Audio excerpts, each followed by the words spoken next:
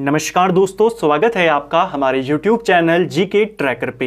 देखिए फ्रेंड्स, आज के वीडियो में हम बात करेंगे जो हमारी एक सीरीज़ है ज्योग्राफी की डिटेल सीरीज़, जिसमें हम पूरी इंडियन ज्योग्राफी को यहाँ पर टू द पॉइंट नोट्स के साथ सिंपल और सरल भाषा में कवर कर रहे हैं। आज हम ज्योग्राफी की हमारी 22वीं क्लास यहाँ पर कवर करेंगे। लास्ट वीडियो में हमने भारत की मिट्टियों के बारे में और उससे पहले भारत की जलवायु और मानसून के बारे में बात करी। आज के वीडियो में हम भारत की प्राकृतिक वनस्पतियों के बारे में बात करेंगे। भारत में कितने प्रकार के वन पाए जाते हैं, किन किन क्षेत्रों में पाए जाते हैं, उनकी विशेषता क्या है, उन सबको हम आज के वीडियो में देखेंगे। और साथ में जो लेटेस्ट वन रिपोर्ट है 2021 की जो आई थी 2022 में, उसके भी कुछ इंपॉर्टेंट नंबर्स को यहाँ पर कवर करेंगे। वनों को लेकर के, वनस्पतियों को लेकर के आपसे सवाल आते हैं, भारत में किस किस प्रकार के वन हैं, किन किन राज्यों में पाए जाते हैं, इसके अलावा किस राज्य में वन प्रतिशत ज़्यादा है, किस राज्य में वन क्षेत्रफल ज़्यादा है, भारत में कुल कितने वन हैं, वो सभी कॉन्सेप्ट आपके आज के वीडियो से क्लियर हो जाएंगे। इनको हम मैप के माध्यम से यहाँ पर समझते हुए चलेंगे। अगर आपने ज्योग्राफी के इससे पहले की क्लासेस को नहीं देखा है, आप उनको प्लेलिस्ट से जाके देख सकते हैं। तो चलिए दोस्तों, आज की क्लास को शुरू करते हैं। भारत की प्राकृतिक वनस्पतियां। देखिए, प्राकृतिक वनस्पति होती क्या है? प्राकृतिक वनस्पति से अभिप्राय उस पौधे समुदाय से है जो लंबे समय तक बिना किसी बाहरी हस्तक्षेप के उगता है। यानी वे वनस्पतियां, वे वन जो प्राकृतिक रूप से उगते हैं, उन्हीं को प्राकृतिक वनस्पति कहा जाता है। भारत में अलग अलग क्षेत्रों में अलग अलग मिट्टियां पाई जाती हैं। तापमान यहाँ पे हर क्षेत्र में अलग अलग होते हैं। भारत में जलवायु भी अलग अलग पाई जाती है। हमने जलवायु वाले वीडियो में देखा, हमने मिट्टी वाले वीडियो में भी देखा। इसीलिए अलग अलग क्षेत्रों में विभिन्न प्रकार के वन या वनस्पतियां भारत में पाई जाती हैं। जैसे पतझड़ वन भारत में कहाँ पाए जाते हैं, सदाबहार वन कहाँ पाए जाते हैं, कटीले वन कहाँ पाए जाते हैं, पर्वतीय वन हो गए आपके, और मरुस्थलीय वन हो गए। तो इन्हीं सभी वनों के बारे में हम यहाँ पर देखने वाले हैं। तो प्राकृतिक वनस्पति होती क्या है? जो प्राकृतिक रूप से उगे, ये इसकी परिभाषा है। अब बात करते हैं भारत में पाई जाने वाली वनस्पतियों के बारे में। कौन कौन सी प्राकृतिक वनस्पतियां हैं? देखिए, भारत में पाई जाने वाली अलग अलग वनस्पतियों को 5 वर्गों में बांटा गया है, जिसमें आपका उष्णकटिबंधीय सदा हरित वन है, जिनको सदाबहार वन भी कहते हैं। इसके अलावा उष्णकटिबंधीय पर्णपाती वन है, जिनको पतझड़ वन भी कहते हैं, और इन्हीं वनों को मानसूनी वन के नाम से भी जाना जाता है। ये 2 प्रकार के होते हैं, इनको हम आगे देखेंगे। तीसरी कैटेगरी है मरुस्थलीय वन, जिनको कटीले वन के नाम से भी जाना जाता है। चौथे होते हैं पर्वतीय वन, और 5वें होते हैं ज्वारीय वनस्पति, जिनको मैंग्रोव वन भी कहते हैं। तो भारत में 5 वर्गों में बांटा गया है प्राकृतिक वनस्पतियों को। ये इनके नाम हैं। अब इनको इंडिया के मैप में देखते हैं कि ये आपके कहां कहां पर पाए जाते हैं। आगे हम डिटेल में देखेंगे, लेकिन एक बेसिक आइडिया आपको यहां पर हो जाएगा। देखिए, सबसे पहले है उष्णकटिबंधीय सदा हरित वन। ये वन ऐसी जगहों पर पाए जाते हैं जहां पर बारिश ज्यादा होती है। अगर आप देखेंगे, ये जो आपका पश्चिमी घाट का इलाका है, इसके अलावा इधर का थोड़ा सा इलाका और पूरे नॉर्थ ईस्ट का इलाका, अरुणाचल और सिक्किम को छोड़कर आपके कौन से वन पाए जा रहे हैं? सदा हरित वन।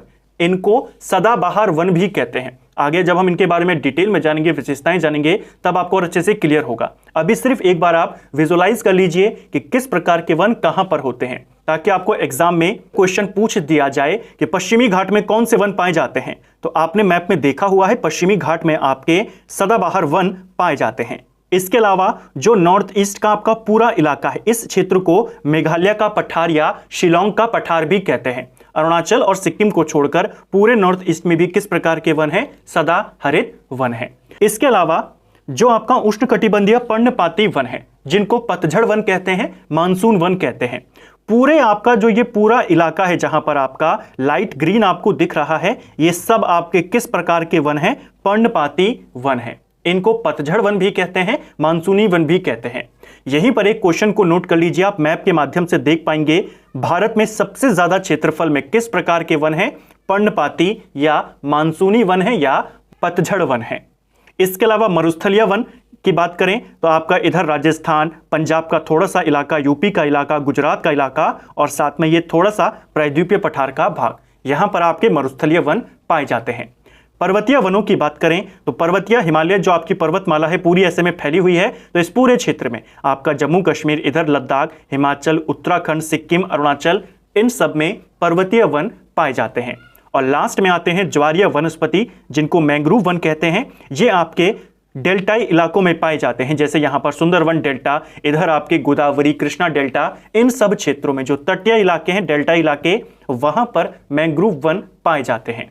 तो ये एक बेसिक आइडिया था कि कौन से वन किस क्षेत्र में है। आपको रटने की आवश्यकता नहीं है कि सदाबहार वन आपके किन किन राज्यों में आते हैं, आप क्षेत्र को याद कर लीजिए, याद हो जाएगा। ठीक है, अब इनके बारे में एक एक करके डिटेल में जानेंगे। सबसे पहले वन है उष्णकटिबंधीय सदाबहार वन। ये वन उन क्षेत्रों में पाए जाते हैं जहां वार्षिक वर्षा 200 सेंटीमीटर से ज्यादा होती है, यानी जहां पर बारिश ज्यादा होती है उन क्षेत्रों में सदाबहार वन पाए जाते हैं। कौन कौन से क्षेत्र हैं इनके, अब जरा डिटेल में जानिए। सबसे पहला क्षेत्र है इनका पश्चिमी घाट, और आप जानते हैं पश्चिमी घाट को सह्याद्री के नाम से भी जाना जाता है।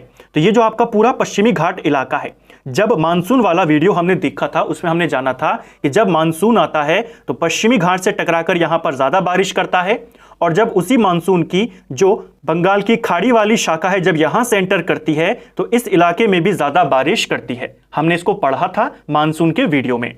तो यहां पर ज्यादा बारिश हो रही है, यहां ज्यादा बारिश हो रही है, तो यहां पर कौन सा वन पाया जाएगा, सदाबहार वन। दूसरा है अरुणाचल प्रदेश को छोड़कर, जैसा मैंने आपको ऊपर बताया, अरुणाचल को छोड़कर जो पूरा आपका ये शिलोंग का पठार है जिसे मेघालय का पठार कहते हैं, यहां पर भी सदाबहार वन पाए जाते हैं। इन दोनों के अलावा जो अंडमान निकोबार द्वीप समूह है आपका, अंडमान निकोबार द्वीप समूह, यहां पर भी आपके कौन से वन पाए जाते हैं, सदाबहार वन। यहां भी आपकी ज्यादा बारिश होती है। अंडमान निकोबार का 95% जो भाग है वो इन्हीं वनों से, सदाबहार वनों से ढका हुआ है। ठीक है, क्वेश्चन आएगा सदाबहार वनों से घिरा 95% कौन सा केंद्र शासित प्रदेश है, अंडमान निकोबार। अब क्योंकि ये 95% सदाबहार वनों से है, इसीलिए अंडमान निकोबार को उष्णकटिबंधीय सदाबहार वनों का घर भी कहा जाता है। तो अब आपको मैप के माध्यम से और जो हमने बिल्कुल सिंपल लैंग्वेज में थ्योरी लिखी है उसके माध्यम से क्लियर हो गया कि भारत में सदाबहार वन कहां पाए जाते हैं। अब आप इजीली बताएंगे पश्चिमी घाट में, इसके अलावा अंडमान निकोबार और अरुणाचल सिक्किम को छोड़कर पूरे उत्तर पूर्व भारत में। ठीक है, इन वनों की विशेषता क्या होती है, विशेषता भी पूछ लेता है। ये वन वर्ष भर हरे भरे होते हैं, इसीलिए तो इनका नाम क्या है, सदाबहार वन, क्योंकि ये वर्ष भर हरे भरे होते हैं। जैसे कुछ वन होते हैं जो साल में एक बार एक साथ अपने सारे पत्तों को झाड़ देते हैं, उनको गिरा देते हैं। इन वनों में ये निश्चित नहीं होता, इनको पानी, क्योंकि बारिश ज्यादा हो रही है तो पानी इनको प्रॉपर मिल रहा होता है, तो ये बहुत अच्छी तरीके से वृद्धि करते हैं और साथ में अपने वृक्ष के पत्तों को भी एक साथ ये नहीं गिराते, तो साल भर हरे भरे दिखाई देते हैं, इसीलिए इनको उष्णकटिबंधीय सदाबहार वन कहते हैं। ट्रॉपिकल एवरग्रीन फॉरेस्ट इन्हीं को कहा जाता है। दूसरी विशेषता है इन क्षेत्रों में लंबे वृक्ष पाए जाते हैं।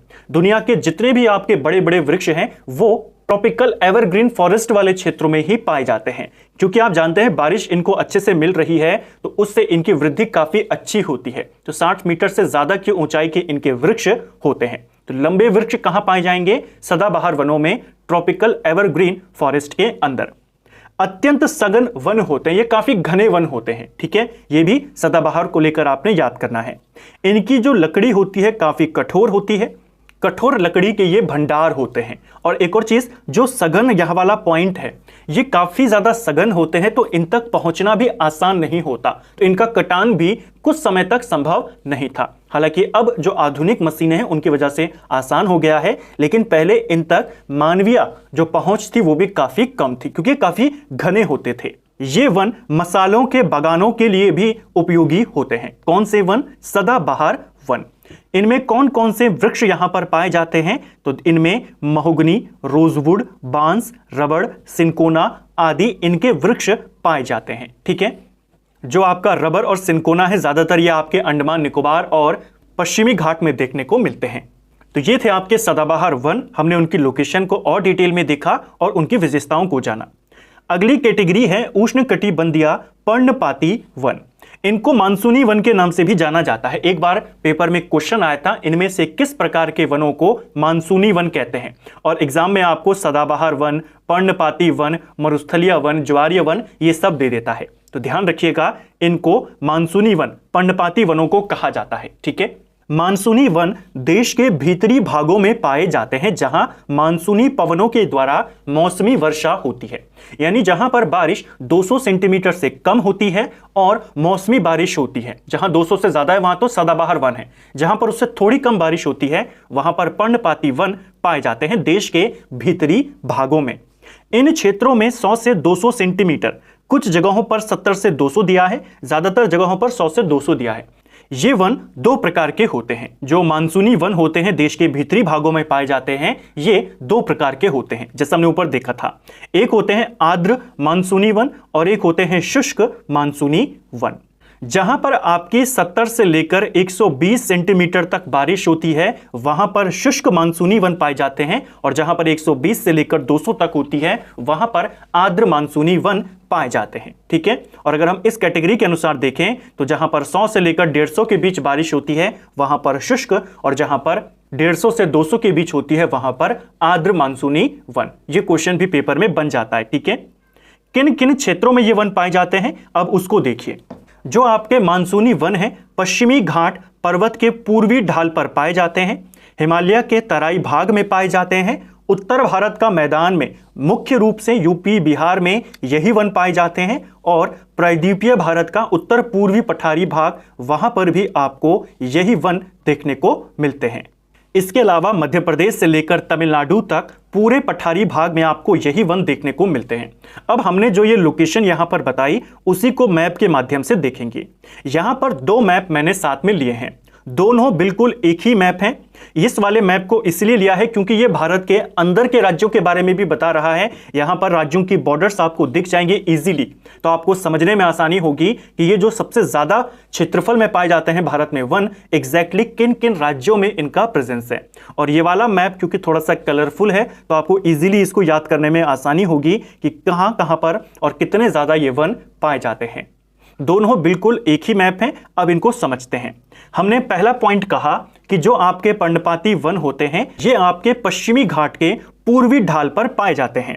यह है आपका पश्चिमी घाट और इधर है इसका पूर्वी ढाल, तो ये आपका क्या है, यहां पर मानसूनी वन आपको देखने को मिल रहे हैं। ठीक है, दूसरी चीज हमने कहा हिमालय का तराई भाग, तो ये आपका हिमालय है, और हिमालय का जो ये निचला इलाका है यहां पर भी किस प्रकार के वन आपको देखने को मिल रहे हैं, मानसूनी वन।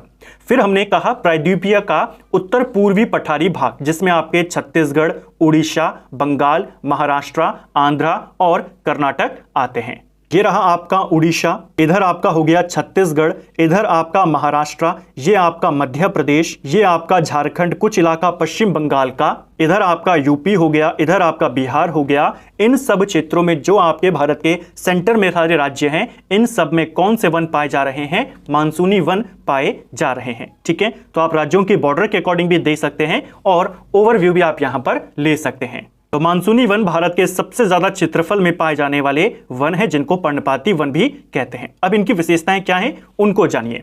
मानसूनी वनों के वृक्ष ग्रीष्म ऋतु के आने के पहले अपनी पत्तियां गिरा देते हैं, इसलिए इनको पतझड़ वन या पर्णपाती वन भी कहते हैं। यानी साल में एक बार ये वन अपनी सारी पत्तियों को गिरा देते हैं, इसीलिए इन वनों को क्या कहते हैं, पतझड़ वन। क्वेश्चन आएगा इनमें से कौन से वृक्ष साल में गर्मियों के आने से पहले ये अपनी पत्तियों को गिरा देते हैं, तो वो आप कहेंगे पर्णपाती वन, जिनको मानसूनी वन भी कहते हैं। देश के सर्वाधिक क्षेत्रफल पे मानसूनी वन ही पाए जाते हैं, जैसा हमने मैप में 2 से 3 बार इनको देखा। इनकी आर्थिक उपयोगिता ज्यादा है क्योंकि ये वन ज्यादा घने नहीं होते हैं। इनकी जो लकड़ियां होती हैं काफी अच्छी मानी जाती है, कठोर इनकी लकड़ी नहीं होती, मुलायम लकड़ी होती है यहाँ पर, जिससे फर्नीचर बनाए जाते हैं, रेलवे के स्लीपर बनाए जाते हैं। जो अच्छी किस्म की इमारती लकड़ी होती है, काफी महंगी जो होती है, वो भी हमें इसी प्रकार के वनों में पाए जाते हैं। ठीक है, अगर हम यहाँ के प्रमुख वृक्षों की बात करें तो शीशम, साल, सैगौन, आम, आंवला, चंदन, सहतूत, ये सारे वृक्ष वनस्पतियां कहां मिलती हैं, मानसूनी वनों में मिलती हैं। ठीक है, तो ये थी दूसरी कैटेगरी जिसको हमने देखा। उम्मीद है आपके दोनों जो कैटेगरी हमने देखी वो क्लियर हो गई होंगी। हमने सदाबहार वन देख लिए, उनके क्षेत्रों को देख लिया, फिर हमने भारत के जो सबसे बड़े क्षेत्र में फैले हुए हैं उन मानसूनी वन को देखा। कौन कौन से राज्य आप इजीली बता देंगे? बताइए तराई भाग में कौन से हैं? बताइए पश्चिमी घाट के पूर्वी ढाल में। यहां पर ज्यादा बारिश नहीं हो पाती है क्योंकि यहां पर पश्चिमी घाट है, मानसून टकराकर ज्यादा बारिश यहां करता है, यहां पर उतनी बारिश नहीं हो पाती जितनी अगर हम तुलनात्मक तौर पर देखें। नेक्स्ट है मरुस्थलीय वनस्पति, जिनको कटीली झाड़ियां भी कहा जाता है।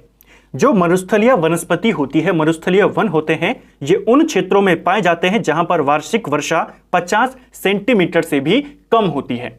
कुछ जगहों पर दिया है 70 से कम होती है, कहीं पर दिया है 50 सेंटीमीटर से भी कम होती है। यानी आप सिर्फ इतना याद करिए, जहां पर बहुत कम बारिश होती है वहां पर आपकी कटीली झाड़ियां या मरुस्थलीय वनस्पतियां पाई जाती हैं। भारत में अगर हम बात करें ये कहां कहां पाई जाती हैं, तो ये पश्चिमी भारत में पाई जाती हैं। पश्चिमी भारत में यानी कि यहां पर पंजाब का थोड़ा सा इलाका, राजस्थान का इलाका, आपके पश्चिमी उत्तर प्रदेश का थोड़ा बहुत इलाका और आपका गुजरात का इलाका। इस पूरे इलाके में आपके कौन से वन पाए जा रहे हैं? मरुस्थलीय वन पाए जा रहे हैं। और साथ में वृष्टि छाया प्रदेश, यानी दक्षिण भारत में प्रायद्वीपीय पठार का ऐसा भाग जहां पर ज्यादा बारिश नहीं होती है, उन क्षेत्रों में भी आपके कौन से वन पाए जाते हैं? उन क्षेत्रों में भी आपके मरुस्थलीय वन पाए जाते हैं। अगर हम बात करें इसका विस्तार किन किन राज्यों में है, तो यहां पर आपका महाराष्ट्र का इलाका हो गया, इसके नीचे आपका कर्नाटक का इलाका हो गया, और इधर आपका आंध्र और तेलंगाना। तो इन राज्यों में भी थोड़े बहुत आपके मरुस्थलीय वन पाए जाते हैं। तो साउथ के आपने याद कर लेने हैं, महाराष्ट्र से लेकर कर्नाटका, तेलंगाना और आंध्र प्रदेश में, और बाकी आपका पश्चिमी भारत में। ठीक है, इनकी विशेषताएं क्या होती हैं उनको देखिए। इन वृक्षों की जड़ें काफी लंबी होती है। क्वेश्चन बनता है इनमें से किस प्रकार के वनों की जो जड़ें होती हैं वो लंबी होती हैं? वो है मरुस्थलीय वनस्पति। जड़ लंबी होने का कारण यह है कि इनकी जड़ें प्रयास करती है पानी की खोज का, तो पानी की खोज में इनकी जड़ें फैलती चली जाती हैं। दूसरा, यह वर्षा कम होने के कारण कटीले वन पाए जाते हैं, अर्थात इनकी पत्तियां कांटेदार होती हैं जिससे वाष्पीकरण कम हो और वृक्ष अपने आप को जीवित रख सके। इनकी पत्तियों में कांटे पाए जाते हैं, कांटेदार वन, जैसे कैक्टस होता है ना, वैसे वन। क्वेश्चन भी बनता है किस प्रकार के वनों के पत्तियों में कांटे पाए जाते हैं? वो है आपके यही वाले वन। यहां पर कौन कौन से प्रकार के वृक्ष पाए जाते हैं, वनस्पतियां पाई जाती हैं? तो यहां पर आपके बबूल, खजूर, नागफनी, खेजड़ी, खेर और कैक्टस आदि के वृक्ष इन क्षेत्रों में पाए जाते हैं। तो ये आपके कटीले वृक्ष थे जिनकी जड़ें काफी लंबी होती हैं और इनके पत्तों में कांटे पाए जाते हैं। और क्षेत्र कौन कौन सा है हमने उसको यहां पर ऊपर कवर किया। अगली कैटेगरी है पर्वतीय वनों की। पर्वतीय वन की बात करें तो इनको शंकुधारी वन भी कहते हैं, इनको हिमालयी वन भी कहते हैं। अगर आपको पेपर में दे दे हिमालय वनों का विस्तार कहां से कहां तक है, आपको दे दे शंकुधारी वन कहां से कहां पाए जाते हैं, दोनों एक ही नाम है पर्वतीय वनों का। भारत में पर्वतीय वन हिमालय पर्वतीय क्षेत्र में पाए जाते हैं। आपको रटने की आवश्यकता नहीं है, जैसे मैंने शुरुआत में कहा हिमालयी पर्वतमाला भारत में इस तरीके से फैली हुई है अरुणाचल प्रदेश तक। तो इस पूरे इलाके में आपके कैसे वन पाए जाएंगे? हिमालयी वन यानी पर्वतीय वन पाए जाएंगे। इधर आपका जम्मू कश्मीर हो गया, इधर आपका लद्दाख हो गया, यहां पर हिमाचल उत्तराखंड हो गया, सिक्किम और अरुणाचल प्रदेश। अब आपसे क्वेश्चन कर दिया, बताइए इनमें से किस राज्य में या किस क्षेत्र में पर्वतीय वन का विस्तार नहीं है? तो ध्यान रखेंगे, आपको एग्जाम में दे देगा मेघालय दे देगा, चाहे असम दे देगा, आप ध्यान रखेंगे नॉर्थ ईस्ट में केवल अरुणाचल और सिक्किम में पाए जाते हैं और बाकी इधर आपका उत्तराखंड, जम्मू कश्मीर और हिमाचल लद्दाख वाला इलाका। इनकी अगर हम विशेषताओं की बात करें, हिमालय पर्वत के ऊंचाई पर जाने पर अलग अलग जलवायु वाले वन हमको देखने को मिलते हैं। जैसे जैसे हिमालय में हम ऊपर बढ़ते रहते हैं, टेम्परेचर कम होता रहता है और उसी प्रकार जलवायु चेंज होती रहती है, जिस कारण वनों के प्रकार भी चेंज होते रहते हैं। पर्वतीय क्षेत्रों में जैसे जैसे ऊपर जाएंगे टेम्परेचर आपका कम होता जाता है। पर्वतों पर इस गुण के कारण जलवायु में परिवर्तन होता है। क्वेश्चन आता है यहां से, देखिए क्वेश्चन कैसा बनता है। क्वेश्चन बनता है इनमें से किस प्रकार के वन ऊंचाई के अनुसार बदलते रहते हैं? आप कहेंगे पर्वतीय वन। पर्वतों पर थोड़ी ऊंचाई पर जाने पर जलवायु बदल जाती है, यही कारण है पर्वतों पर अलग अलग जलवायु वाली वनस्पतियां मिलती है। जैसे 1500 की मीटर की ऊंचाई तक सदाबहार और पतझड़ वन यहां पर हमको देखने को मिलते हैं। 1500 से 2500 तक शीतोष्ण कटिबंधीय वन देखने को मिलते हैं। 2500 से 4500 तक कोणधारी वन हमको देखने को मिलते हैं और 45 के ऊपर आपको टुंड्रा तुल्य वनस्पति देखने को मिल जाती है। क्वेश्चन भी आता है इनमें से किस क्षेत्र में टुंड्रा तुल्य वनस्पति मिलती है, आप कहेंगे हिमालयी पर्वतीय क्षेत्रों में। ठीक है, अगर हम भारत की बात करें तो पर्वतीय वनों को लेकर आपने क्षेत्र याद कर लिए और इनकी विशेषता क्या है कि ये चेंज होते रहते हैं जैसे जैसे ऊंचाई बढ़ती रहती है। अब बात करेंगे अंतिम कैटेगरी ज्वारीय वन या जिनको मैंग्रोव वन कहते हैं। पेपर में ये क्वेश्चन आया था उत्तराखंड में इसी साल 2023 में 2 बार क्वेश्चन आया था कि ज्वारीय वन किस प्रकार के वन होते हैं, कहां पाए जाते हैं, इस तरीके से। और दूसरा क्वेश्चन आया था मैंग्रोव वनों में जो भारत में पाए जाते हैं सुंदरवन में, उनमें किस प्रकार के वृक्ष ज्यादा पाए जाते हैं। ये 2 क्वेश्चन पेपर में आए थे। अब इनको देखते हैं। देखिए, भारत में तटीय क्षेत्रों में नदी के डेल्टा क्षेत्रों में जो वृक्ष पाए जाते हैं उन्हें ज्वारीय वन अथवा डेल्टाई वन कहा जाता है। यानी मैंग्रोव वन, ज्वारीय वन, डेल्टाई वन सभी एक ही वनों के नाम हैं जो भारत में नदी डेल्टा क्षेत्रों में और तटीय क्षेत्रों में पाए जाते हैं। इन वनों की विशेषताएं क्या हैं उनको देखिए।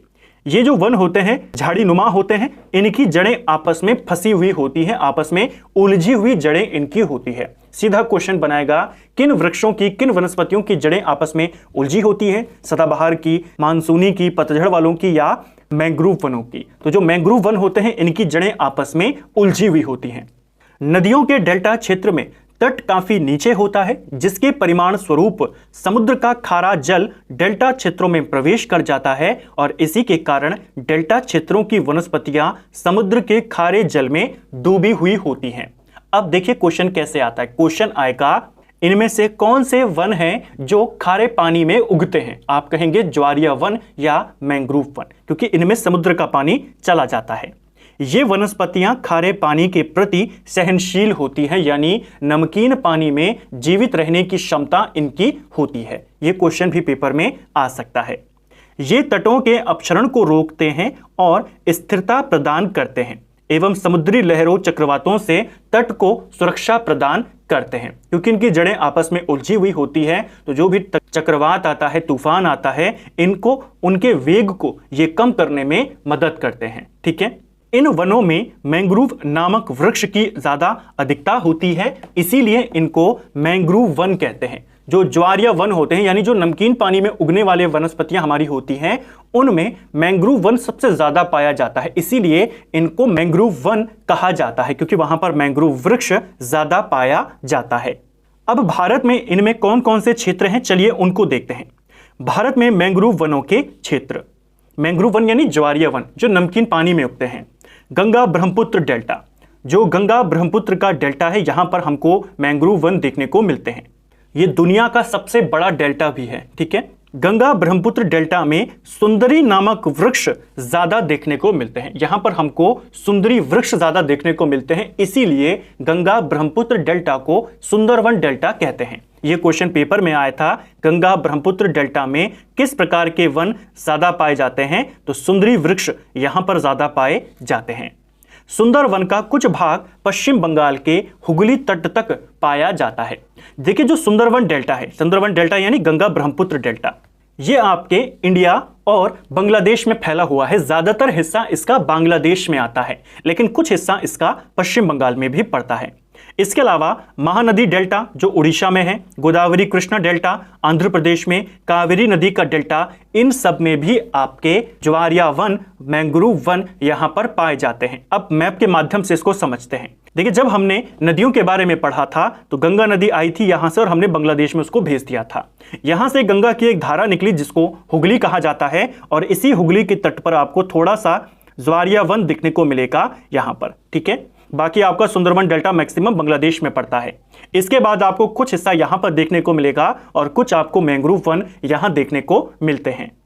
यह आपका उड़ीसा का डेल्टा हो गया जहां पर महानदी अपना डेल्टा बनाती है, और इधर आपका आंध्र प्रदेश गोदावरी कृष्णा का डेल्टा, और साथ में कावेरी नदी जो अपना तमिलनाडु में डेल्टा बनाती है। तो बाकी क्षेत्रों में कम कम पाए जाते हैं। गुजरात के भी कुछ हिस्सों में आपको जो ज्वारीय वन है, मैंग्रोव वन है देखने को मिलते हैं, अंडमान निकोबार में देखने को मिलते हैं, लेकिन वो कम मात्रा में है। विशेष क्षेत्र कहाँ है आपके? यही 3 आपके विशेष क्षेत्र हैं, पश्चिम बंगाल, उड़ीसा और आंध्र प्रदेश। ठीक है, तो किन किन क्षेत्रों में किस किस प्रकार के वन थे, उन सबको हमने इस वीडियो में यहां पर अभी तक कवर किया। उम्मीद है आपके सारे जो कॉन्सेप्ट हैं अच्छे से क्लियर हो गए होंगे कि सदाबहार वन आपके पश्चिमी घाट, दक्षिण भारत का थोड़ा सा इलाका और उत्तर पूर्वी भारत का पूरा इलाका जो मेघालय का पठार है उसमें, अरुणाचल को छोड़कर। इसके बाद हमने मानसूनी वन के बारे में बात करी, जो तराई क्षेत्र में यूपी, बिहार, आपके झारखंड, बंगाल, इन सब में जो मुख्य भूमि है यहाँ पर उत्तर मैदान की, वहां पर, और साथ में प्रायद्वीपीय पठार का पूरा ये इलाका, और साथ में पश्चिमी घाट की पूर्वी ढाल। फिर हमने मरुस्थलीय वनों को देखा, पंजाब, यूपी, राजस्थान, गुजरात में, और इधर आपके महाराष्ट्र, कर्नाटका, आंध्र, तेलंगाना का कुछ इलाका। फिर हमने पर्वतीय वनों को देखा जो आपके इस तरीके से आ रहे हैं, इधर आपका लद्दाख, जम्मू कश्मीर, उत्तराखंड, हिमाचल और अरुणाचल और सिक्किम। और फिर हमने मैंग्रोव वनों के बारे में बात करी। तो सभी वनों को हमने मैप के माध्यम से देखा। मैंग्रोव वन या ज्वारीय वनों की प्रमुख वनस्पतियां कौन कौन सी हैं? तो इनमें मैंग्रोव है, सुंदरी है, कैसूरीना है, फोनिक्स है। ये सब किस प्रकार के वन हैं? ज्वारीय वन है। सबसे ज्यादा ज्वारीय वन मैंग्रोव प्रकार के होते हैं, इसीलिए इनको मैंग्रोव वन भी कहते हैं। भारत में जहां पर मैंग्रोव वन पाए जाते हैं वहां पर ज्यादा सुंदरी वृक्ष हैं, इसीलिए उसे सुंदरवन डेल्टा कहते हैं। ठीक है, अगला है भारत में मैंग्रोव वन। अब ये आपका जो लेटेस्ट रिपोर्ट आई थी 2022 में, जनवरी 2022 में आई थी, ये उसके आंकड़े हैं। कई बार क्वेश्चन पूछ लेता है कि भारत में सबसे ज्यादा मैंग्रोव क्षेत्र किस राज्य में है।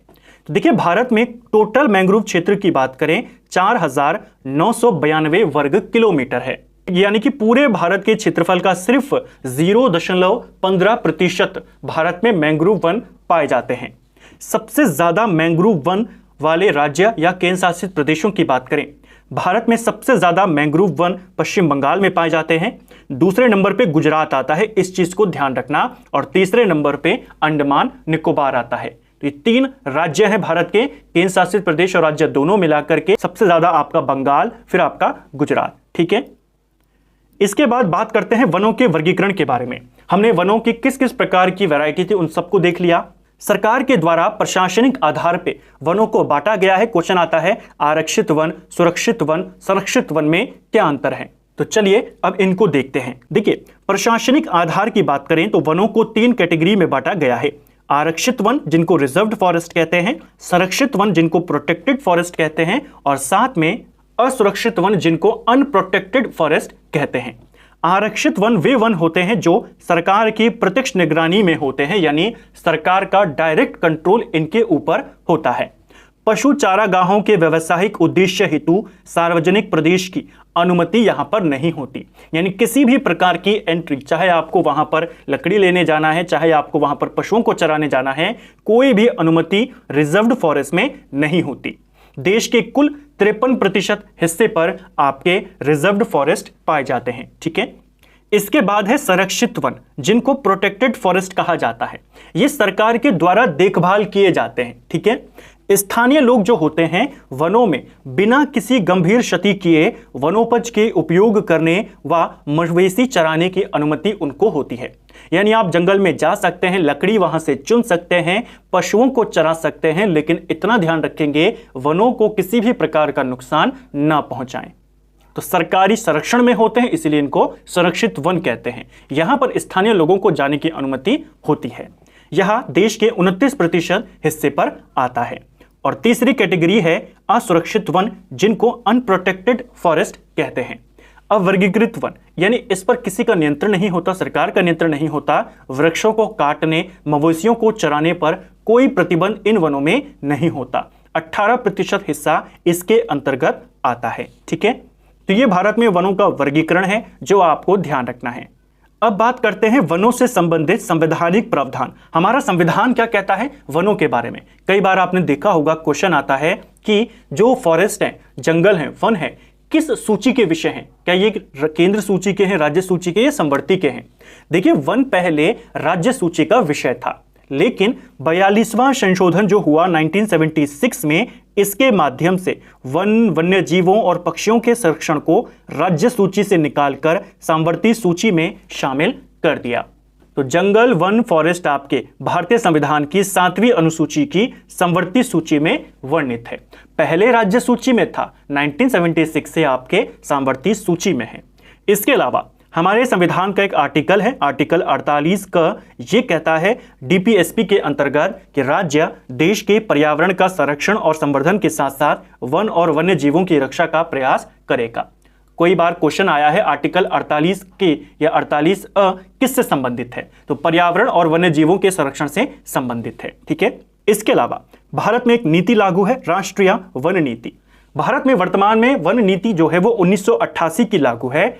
यह कहती है कि भारत में कुल क्षेत्रफल के 33% भागों पर वन क्षेत्र होने अनिवार्य है। यानी कितना टारगेट रखा गया है, अगर भारत का एरिया 100% है तो उसमें से 33% पर क्या होने चाहिए, वन होने चाहिए। राष्ट्रीय वन नीति 1988 के तहत इसको लक्ष्य रखा गया है और इसको लेकर क्वेश्चन आपका बनता है।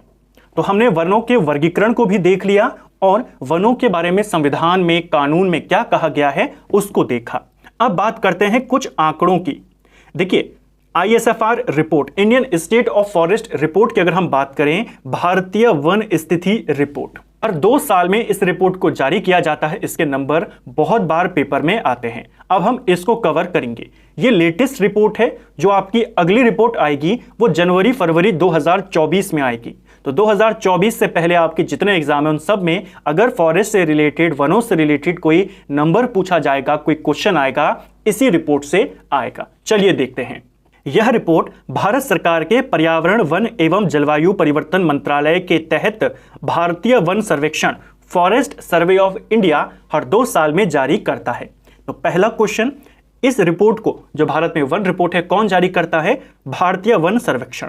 और ये किसके अधीन काम करता है? पर्यावरण, वन और जलवायु परिवर्तन मंत्रालय के अधीन। ठीक है, पहली बार इसे 1987 में जारी किया गया था। हर 2 साल में रिपोर्ट होती है। पहली बार 1987 में इसको जारी किया गया और जो 2021 के नाम से रिपोर्ट आई है वो इसकी 17वीं रिपोर्ट है। इसको भी ध्यान रखेंगे। इस रिपोर्ट को 13 जनवरी 2022 को जारी किया गया था। ठीक है, तो 2021 के क्रम की रिपोर्ट है जो 2022 में आई थी। और 2023 की जो रिपोर्ट आनी है वो कब आएगी? अब वो 2024 में आपकी आएगी। एक एग्जाम में आपसे डेट ही पूछ लिया था कि बताइए भारत की जो ISFR रिपोर्ट आती है इसे कब जारी किया गया? आप कहेंगे 13 जनवरी 2022। इस रिपोर्ट के अनुसार भारत का वन आवरण कितना है?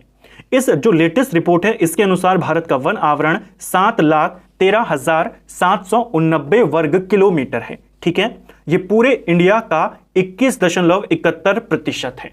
ये पेपर में आया है परसेंटेज और ये बहुत बार आता है, बहुत इंपॉर्टेंट पॉइंट है। 2000 की तुलना में 1540 वर्ग किलोमीटर यानी प्रतिशत में बात करें 0.22% की वृद्धि यहां पर हुई है। यानी पिछली रिपोर्ट जो आई थी 2019 में उसकी तुलना में कितने परसेंट बढ़ा? 0.22। तो वर्तमान में भारत में कितने वन आवरण है? यह 21.71।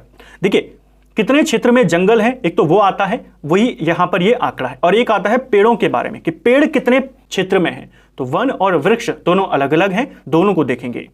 तो वन आवरण पूछेगा, आप कहेंगे 21.71%। सबसे ज्यादा वन आवरण वाले राज्य कौन कौन से हैं? अगर हम बात करें क्षेत्रफल के अनुसार तो सबसे ज्यादा वन आपके मध्य प्रदेश में पाए जाते हैं, उसके बाद अरुणाचल प्रदेश में और फिर आपके छत्तीसगढ़ में। यहां पर सबसे ज्यादा वन पाए जाते हैं। और अगर हम सबसे कम वनों की बात करें, सबसे कम वाले क्षेत्रफल के अनुसार, तो सबसे कम हरियाणा में पाए जाते हैं, फिर आपका पंजाब और फिर आपका गोवा। तो ये आपके नंबर्स हैं जो आपको याद करने हैं। सबसे ज्यादा वन में नंबर 1 पर मध्य प्रदेश है और सबसे कम में हरियाणा है। टॉप 3 आपको कम से कम पता होने चाहिए। इसके बाद आते हैं सर्वाधिक वन आवरण वाले राज्य। अभी तो हमने क्षेत्रफल के अनुसार देखा, अब हम प्रतिशत के अनुसार देखेंगे राज्य और केंद्र शासित प्रदेशों को साथ में। सबसे ज्यादा वन आवरण 90% आपका कहां है? लक्षद्वीप में। तो सबसे ज्यादा वन आवरण वाला प्रतिशत के हिसाब से कौन है? आप कहेंगे लक्षद्वीप, अगर राज्यों और केंद्र शासित प्रदेशों में पूछे। अगर आपसे राज्य का नाम पूछेगा तो राज्यों में पहले नंबर पर कौन है? मिजोरम। फिर आता है अंडमान निकोबार। राज्यों में दूसरे नंबर पे अरुणाचल है और तीसरे नंबर पर मेघालय।